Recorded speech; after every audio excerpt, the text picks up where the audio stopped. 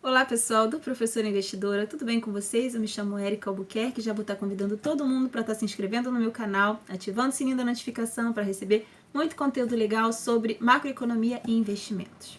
Bom pessoal, essa semana que passou foi bastante agitada, muita volatilidade, né? Foi uma semana de quedas, a mais intensa desde março, que interrompeu realmente as altas do Ibovespa. Então vocês me deixaram muitos questionamentos por DM, por isso que eu estou aqui. Vocês sabem que eu estou trazendo os relatórios do terceiro TRI das principais empresas da Bolsa que vieram em linha com o que o mercado estava esperando. Alguns superaram a expectativa de mercado, né, em relação ao segundo trimestre, mas não depende só das empresas, né? Nós estamos num cenário aí desvantajoso, tanto internacionalmente quanto interno, né? E vocês atribuíram muito a questão das eleições americanas. Então, eu vou destacar aqui os 3 pontos principais que influenciaram, estão influenciando aí na Bolsa, e eu espero clarear, espero que vocês gostem. Bom, começando aí com os casos de Covid-19, né, com essa segunda onda, a gente viu aí um aumento dos casos nos Estados Unidos e na Europa. Por aqui estabilizou, mas começou a crescer novamente. No norte nós já vemos aí UTIs cheias, lotadas. Então, essa questão aí do mercado, né, estar alavancado, né, pessoal, porque o que acontece? O dinheiro está custo zero no mundo, na Europa está negativo.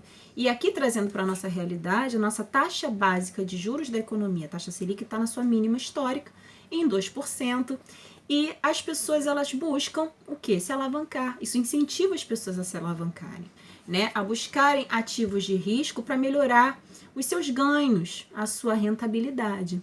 Então, com esse risco aí de uma recuperação em W, essa questão toda da segunda onda da Covid pegou os mercados alavancados, né? Muitos investidores, inclusive grandes fundos, se disposicionando até para conseguir aí num horizonte mais à frente uma oportunidade melhor, né, pessoal? Então, assim, esses movimentos bruscos, esse ajuste do mercado, alta volatilidade, já era esperada.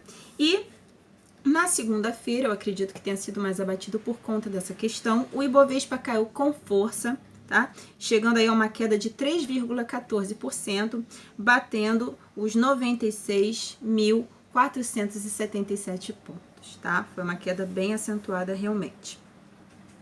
Bom, pessoal, o que eu penso? Com relação aí às experiências prévias, né?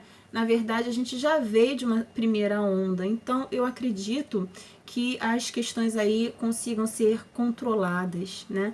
Com maior rapidez. Isso porque a gente sabe que a virulência é grande, mas a letalidade, né, ela está conseguindo ser controlada por conta dos protocolos de tratamento, né? Hoje a gente já tem esses protocolos, né? Antes ficava naquela indefinição, OMS, Ministro da Saúde, liberar ou não liberar cloroquina, enfim. Então a gente viu que esse protocolo ele tem uma eficácia, ele reduz, né, o número de mortalidade.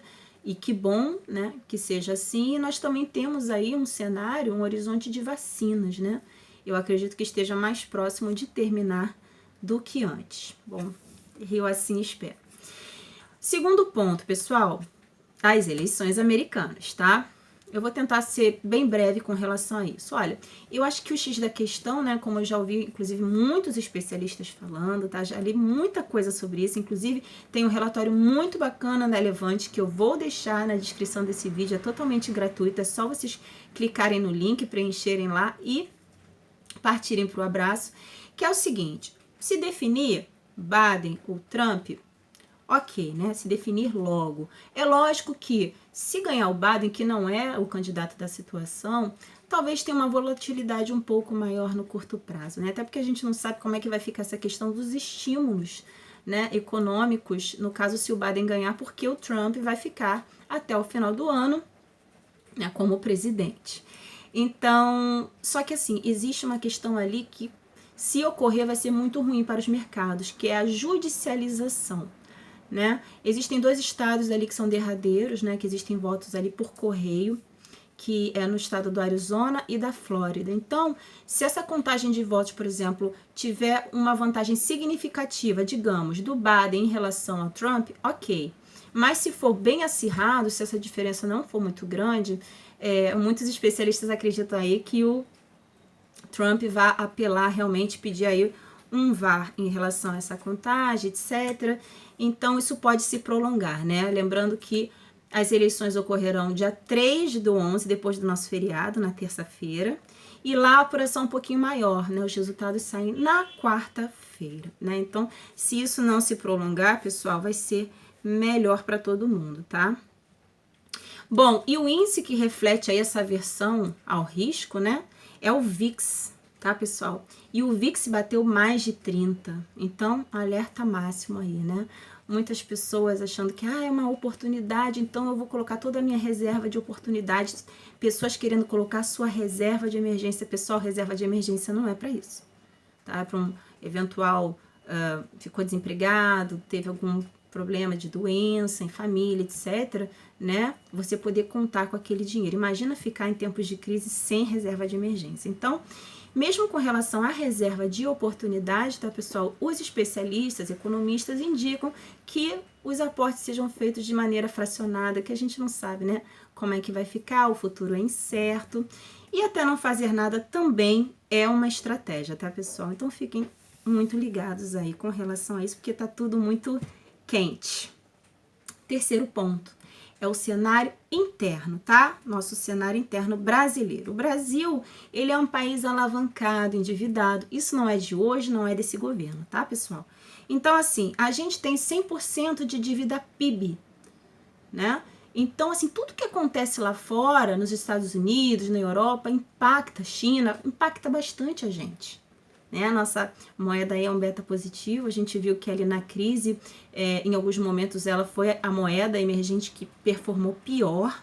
Então essa é uma questão que a gente tem que pensar, né? Muitos especialistas aí estão falando, para a gente não depender só realmente, né, do cenário brasileiro, de estar realmente investindo em ativos dolarizados, enfim. Bom, pessoal, os credores, eles querem garantias, né? Então, o que acontece? Os investidores, ao verem o cenário externo e o cenário interno que não inspira muita confiança, né? As reformas ainda por saírem, o Congresso que não se entende com o governo, etc. Então, existe uma fuga de capital estrangeiro, né? Eles levam os investimentos, o dólar, lá para fora, para moedas fortes. Então, pessoal, quando o dólar sai, existe essa fuga de dólar, essa demanda por dólar, o preço do dólar aumenta. E o que a gente viu semana passada? O dólar chegando a níveis ali, né, 5,90 e tal, e o Banco Central tendo que intervir. Vendeu mais de $1 bilhão, alguns especialistas dizendo que deveria vender mais, teria que vender mais, mas isso tudo entrou numa homeostase e não foi necessário o Banco Central vender mais dólares, tá, pessoal? Só que assim, é isso que acontece. E com relação aos títulos públicos, né, a gente vê um aumento das taxas também.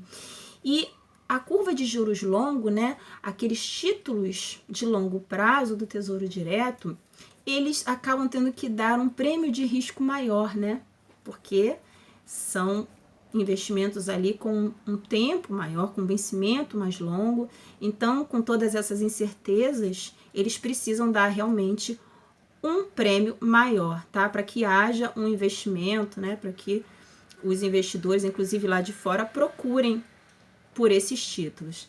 Então, é isso que a gente tem visto aqui, tá, pessoal? Um desinvestimento, ok?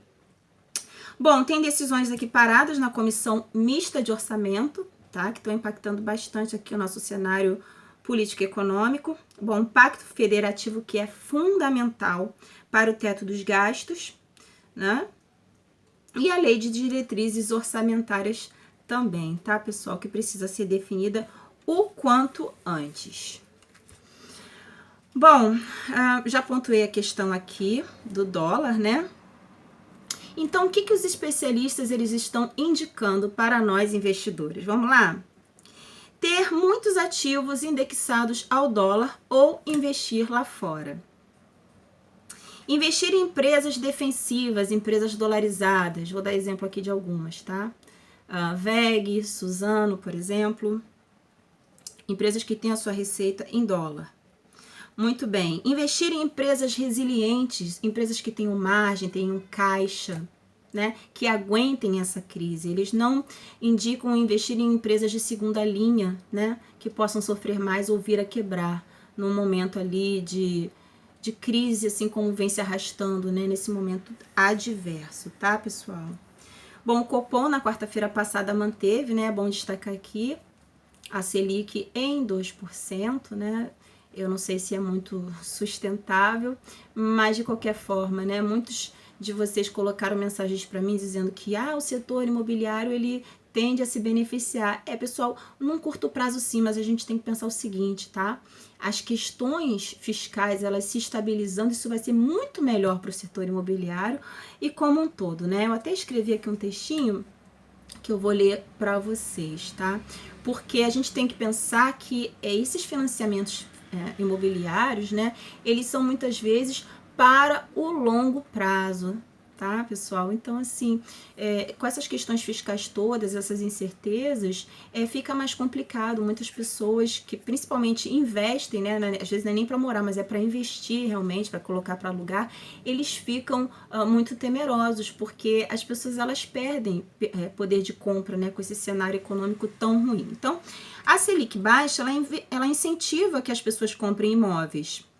Mas o que ajuda mais o setor de construção civil é uma situação fiscal mais estabilizada aqui no Brasil, né? O mercado fica mais confiante e os juros de longo prazo, como eu acabei de dizer agora, encolhe, né, a sua precificação.